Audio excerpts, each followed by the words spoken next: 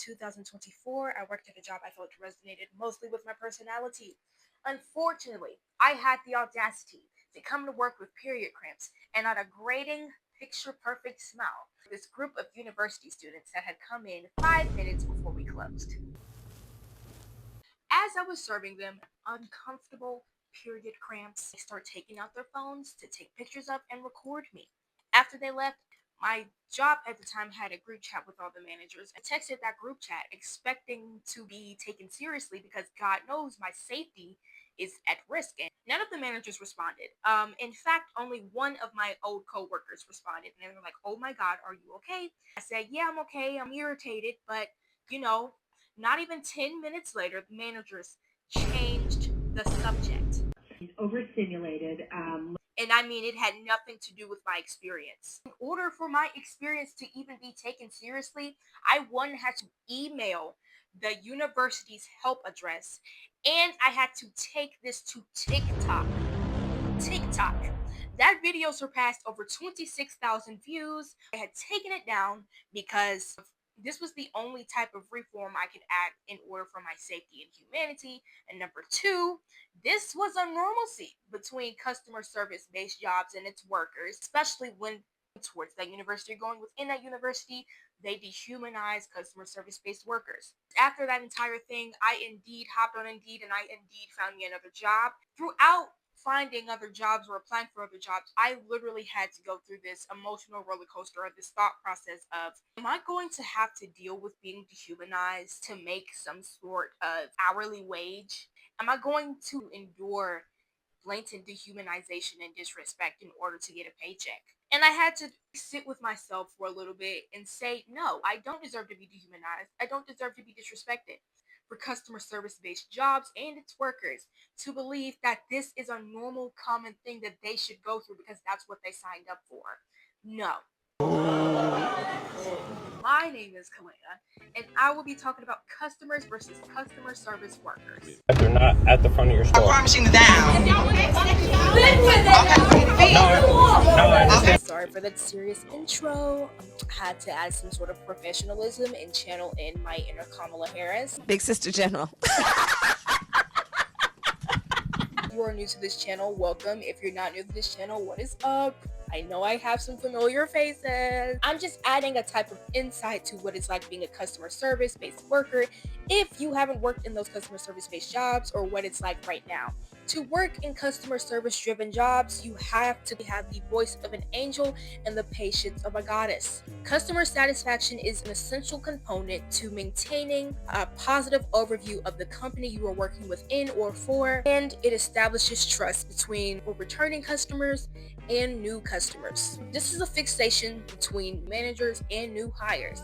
They basically give you an establishment that says this is the motto and we are obligated to abide by it. Sort of like the president's solemn swear. Of course, you have to have experience with talking to people, which unless you've gone to homeschool, hopefully you know how to do that. Mostly you're just approaching them with a more positive interaction, and sometimes you're even given a monologue by the company itself to start off with.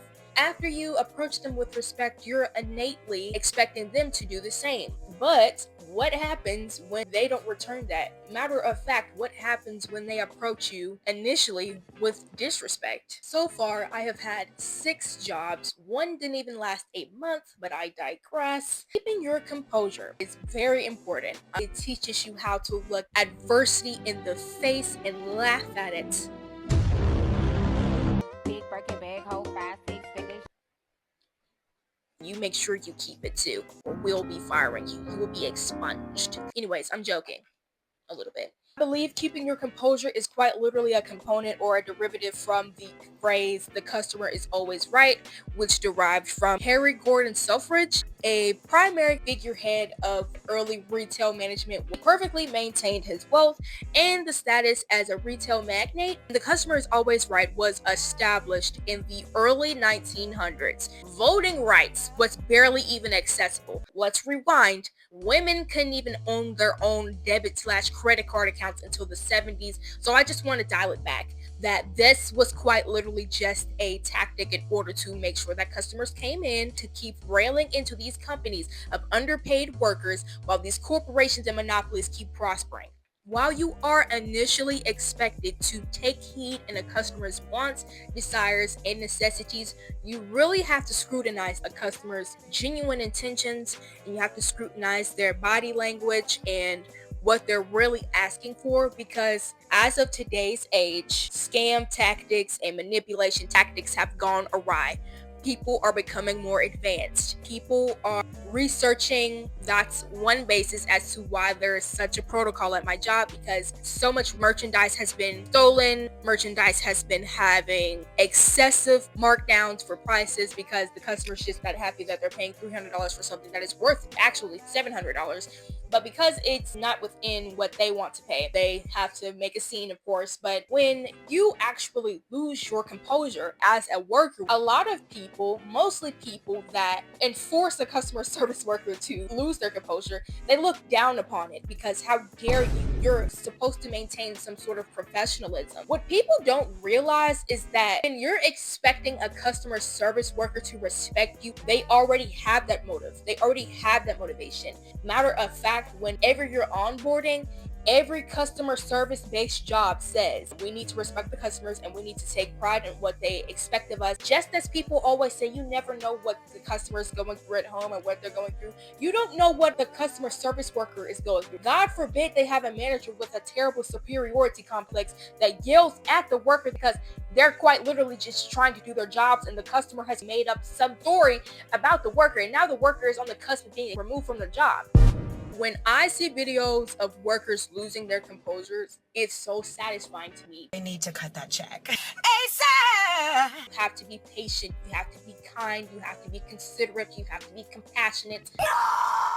And you have to continuously let people dog you out in front of your face, looking you dead in the eye over a price change that you cannot give to them. I see a lot more older people losing their composure with younger workers because they feel like their age is a signification of them being more than that person, which you're quite literally still a human being, just as this worker is still a human being. It doesn't matter where you work, it doesn't matter who you are, it doesn't matter what you look like. Everyone deserves to be treated with respect equally. Respect is something that should be innate, just as we have innate human traits. So when we're put into these disrespectful and uncomfortable situations, we're sitting with the fact that I have been taught, I have been ingrained and ridiculed with the fact that I have to respect this person, and they're completely going out of their way to disrespect me.